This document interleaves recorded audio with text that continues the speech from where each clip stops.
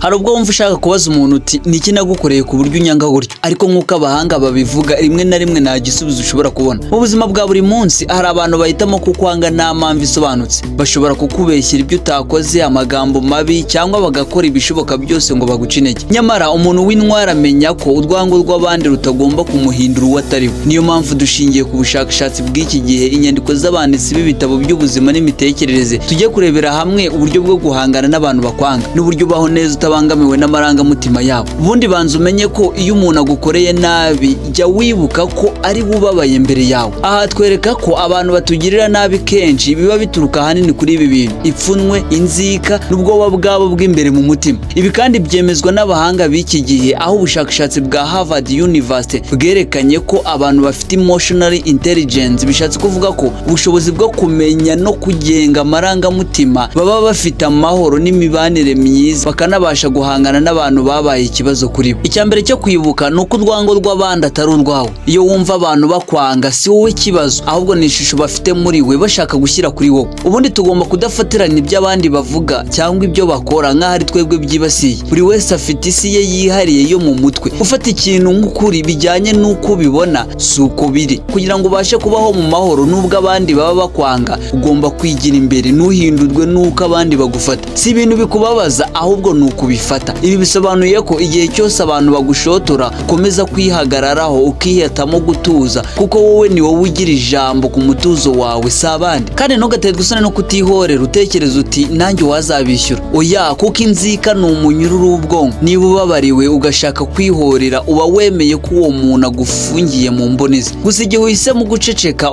ukikomeza, uba ubaye intwari, uba ubaye umuntu w'ubwenge. Kwihangana ntibivuze kubabarira gusa, bivuze no kwirinda kwirwanaho mu buryo bw'amarangamutima. Jya wibaza uti ese ndashaka kubaho nk'umuntu w'inyuma y'amagambo y'abandi, cyangwa nk'ufite ubuzima n'icyerekezo cye? Niba igisubizo ari uko ushaka amahoro, icyubahiro n'iterambere, wibuke ko abantu bakwanga batagomba kuguhindura uwo uriwe. Dore ibyo ugomba kugenderaho. Icya mbere, gira umutima utuje nk'ikirere. Haranira kwigira imbere aho gusubira inyuma. Ntushobora kugira amahoro niba uhorana ishyaka ryo guhora usubiza abantu bakuvuze. Ibi bisobanuye ko uko usubiza buri muntu waguciriye urubanza, niko uba utakaza imbaraga n'igihe cy'agaciro. Uko ubaho utuje, niko uba ufite amahirwe yo gutera imbere. Uramutse ushyize umutima wawe ku burakari bw'abandi, uba ugiye kubabera imbata. Niyo mpamvu umutuzo ari intwari ikomeye yo kurinda icyubahiro cyawe. Icya kabiri, komeza kwiyubaka imbere, si amagambo y'abantu. Abantu bashobora kuvuga amagambo mabi agusesereza cyangwa bakakugereranya n'ibyo utari byo, ariko ibyo bavuga ntibigomba kuba ukuri kwawe. Ibyo abandi bavuga ku buzima bwawe si wowe biriho, ni igisubizo cy'isi yabo, si iyawe. Ibi bisobanura ko ukuri ku buzima bwawe ni wowe ukuzi, ntabwo ari ku mbuga nkoranyambaga cyangwa mu matwi y'abandi. Ushobora kubaho neza nubwo abandi bagerageza kugushira hasi. Icy'ingenzi ni ukugira intego,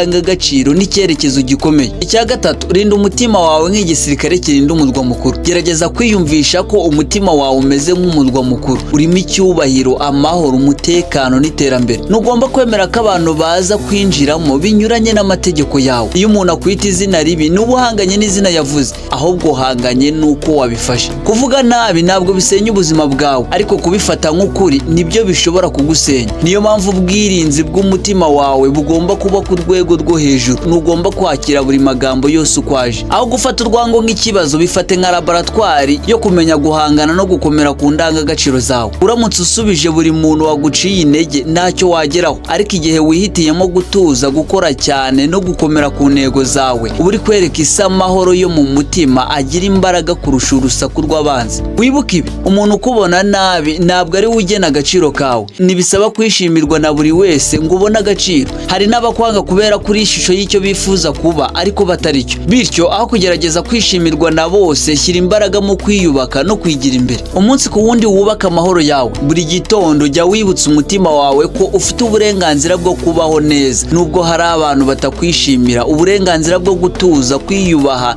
no kwanga gukubitwa n'amarangamutima y'abandi. Jya wibaza buri munsi uti ninde uyobora ubuzima bwanjye, njyewe cyangwa amagambo y'abantu? Niba igisubizo ari wowe, ubwo bivuze ko utsinze. Ngaho rero andika muri comment udusangize igitekerezo cyawe. Wibuke no gukanda subscribe kuri Rwanda Event TV kugira ngo ujye ubona inyigisho nyinshi zubaka ubuzima bwawe. Iyi video ni ingenzi, yoherereza abandi wasanga hariho uyikeneye cyane gusumbya wowe uko wayishakaga. Murakoze, mugira amahoro n'amafaranga. Ndabakunda.